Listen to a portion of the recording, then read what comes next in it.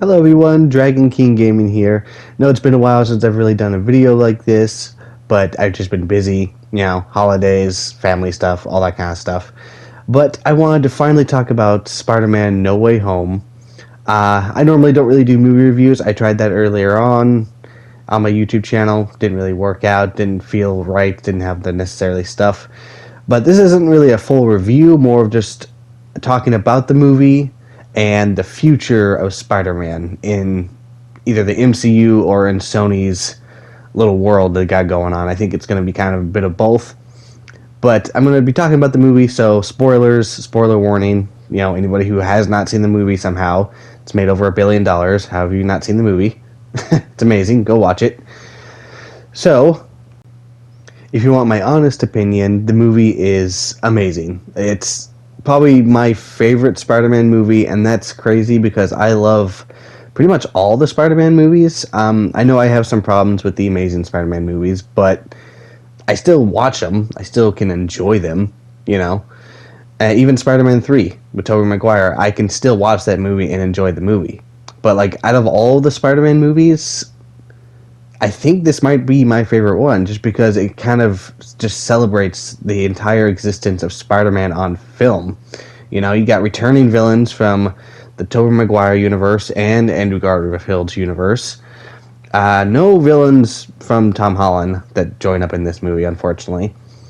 But we got Sandman, Lizard, Electro, Doc Ock, and Green Goblin. They're all in the movie. They're all amazing. They all have slight redesigns. The ones that get the most redesigned is Electro, and then I would say Green Goblin next, just because that's just how it looks in the movie to me. It looks kind of a bit of a redesign. But Doc Ock, Lizard, and Sandman all pretty much look exactly the same. I would say Doc Ock's cloak or jacket's a little different, and his hair's maybe a little different, but it's pretty much the same.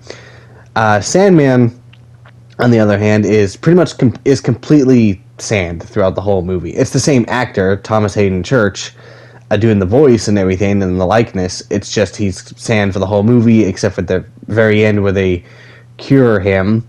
And it clearly is a shot from Spider-Man 3.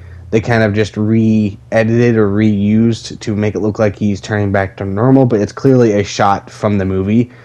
If you look at that and then go back and watch Spider-Man 3, you can tell it's a shot from the movie. Same thing with Lizard. When they cure him in this movie, it's the same shot of when he turns back to normal in the first Amazing Spider-Man movie. It's the same basic. It's the same shot, same footage, just kind of re-edited, retooled a little bit, make it look nicer, just for this movie to fit better.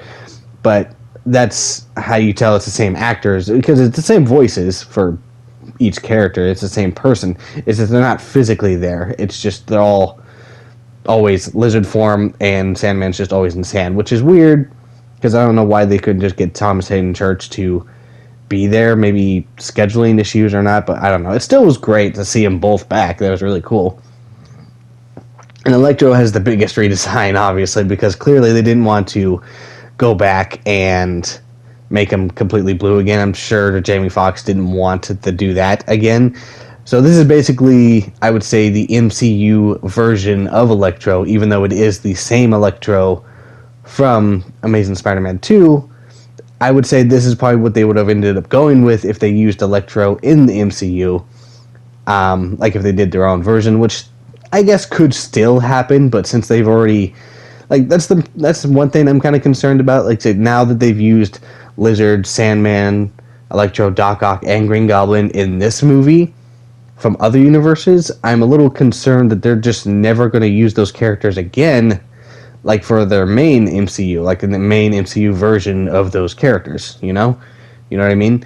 I guess Sony could do something with them, have their own, Venomverse versions of those characters, which I'm fine with that, as long as, we get, maybe some new interpretations.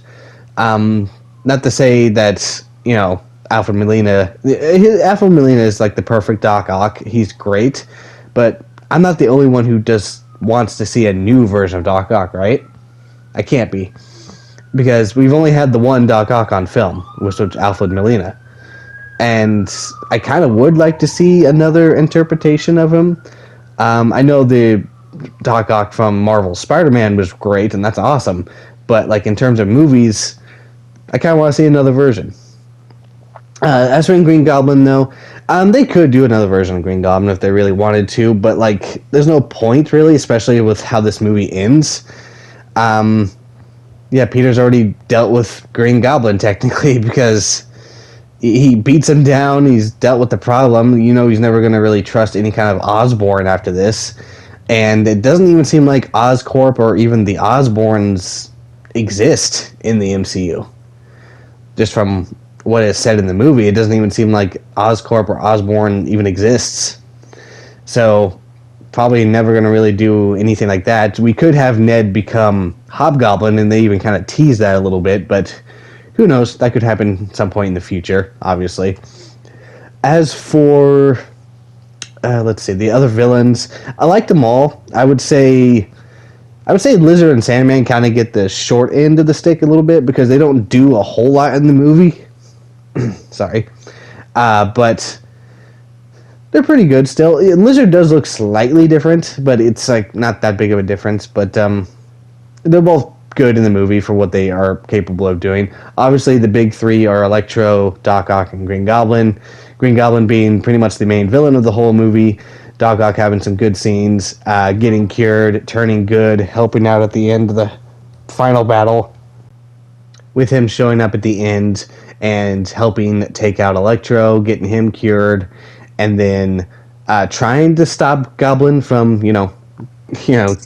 blowing up everything, but doesn't succeed. He doesn't do much after that, but like he does try to help out at the end of the movie.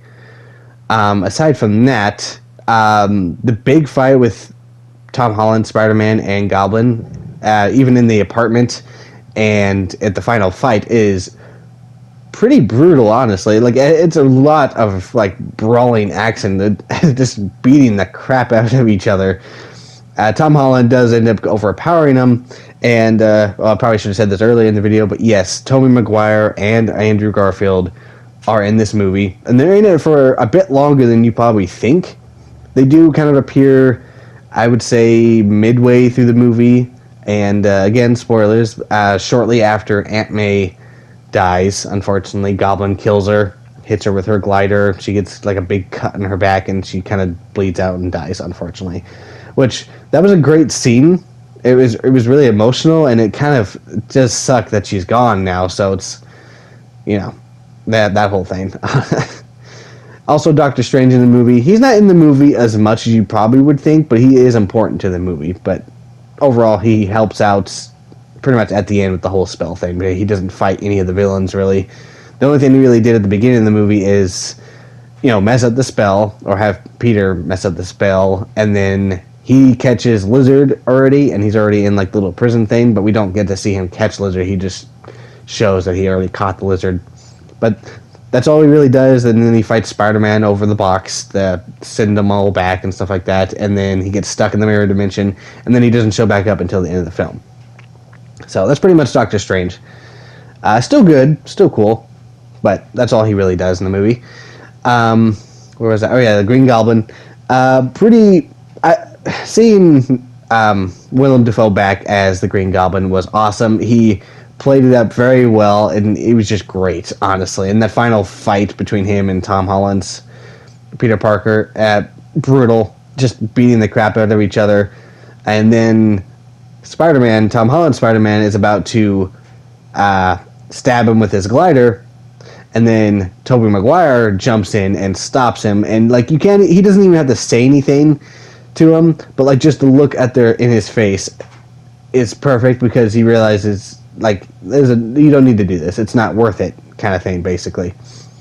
And then he ends up getting stabbed by the Green Goblin, and my theater kind of gasped and yelled about that whole thing. Luckily, he didn't die. He just gets stabbed, falls down, but he ends up getting back up with Andrew Garfield's help. He's fine. It was kind of a little fake out there just to get people worried, but I was really concerned he was going to die.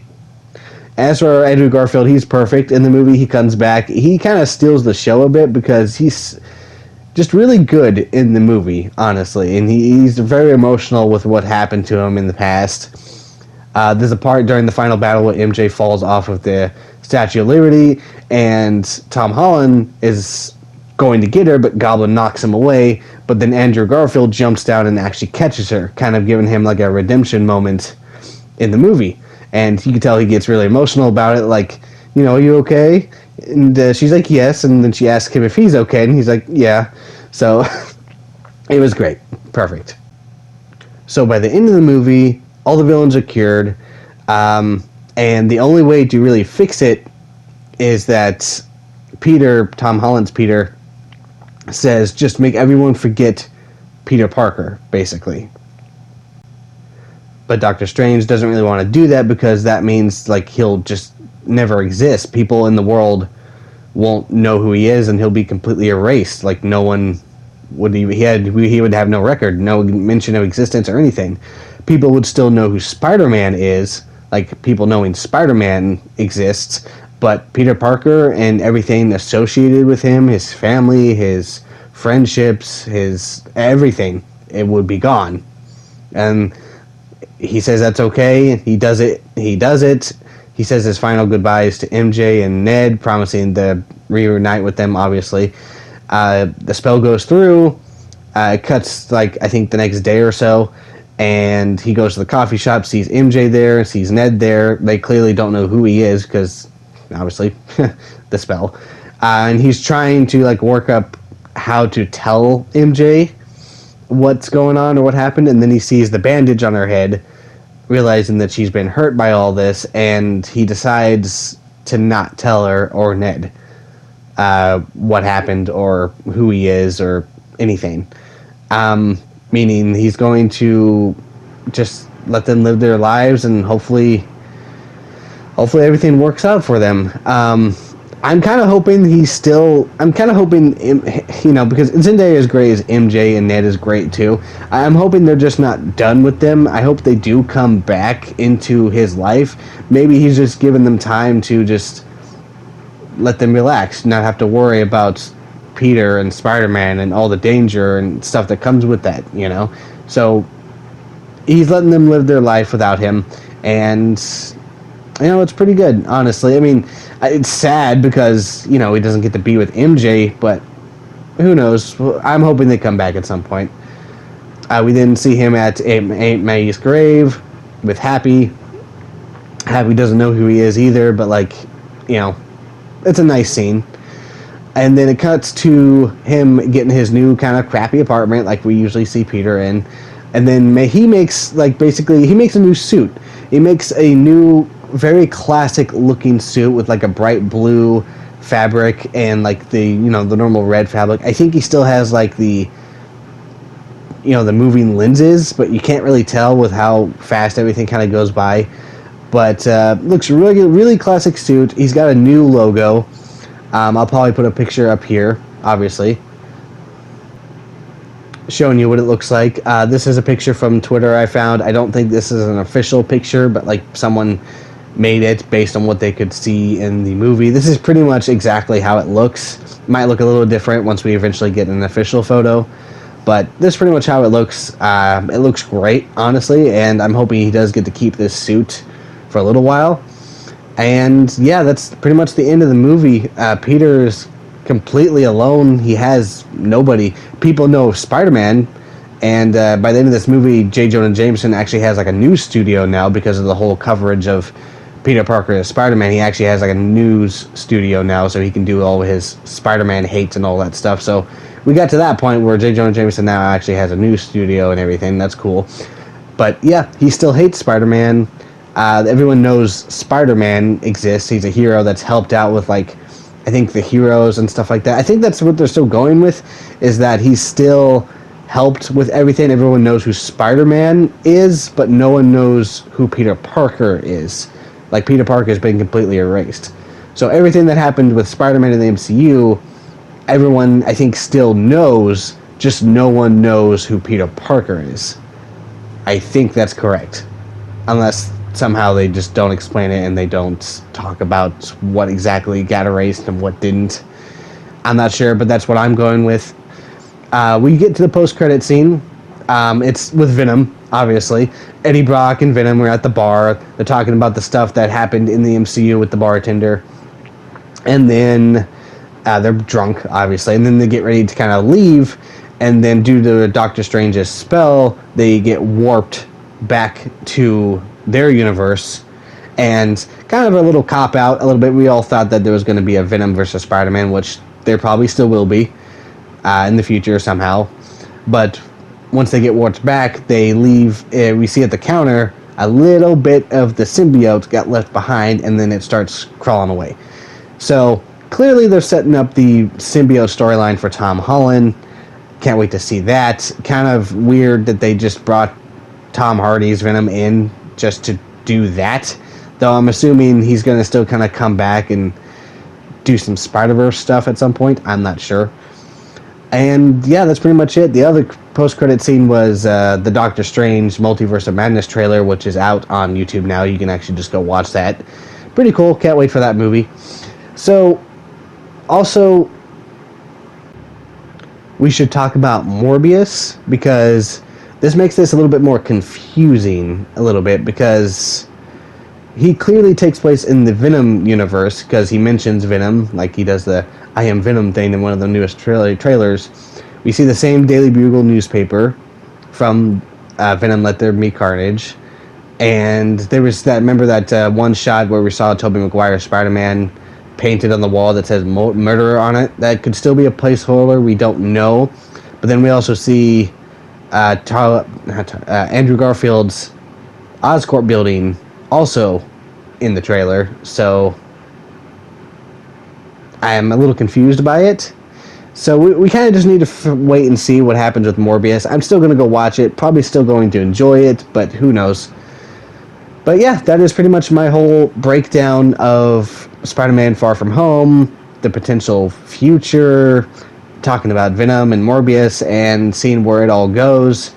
We know Sony is still making Kraven, the Kraven movie, and we already know that they're probably working on a new trilogy of Spider-Man movies, obviously, and he's supposed to show up like another cameo appearance at some point, which I think might actually be in the Fantastic Four movie, possibly, but who knows. But yeah, that's pretty much my whole breakdown. I hope you all enjoyed. Be sure to like and subscribe if you want, and let me know what you guys think down below and what Spider-Man's future holds in the movies, or in the MCU, or in Sony's universe. I think it's going to kind of cross over between both, so who knows. But that's all I got. I hope you all enjoyed. Be sure to like and subscribe, and I will see you guys later.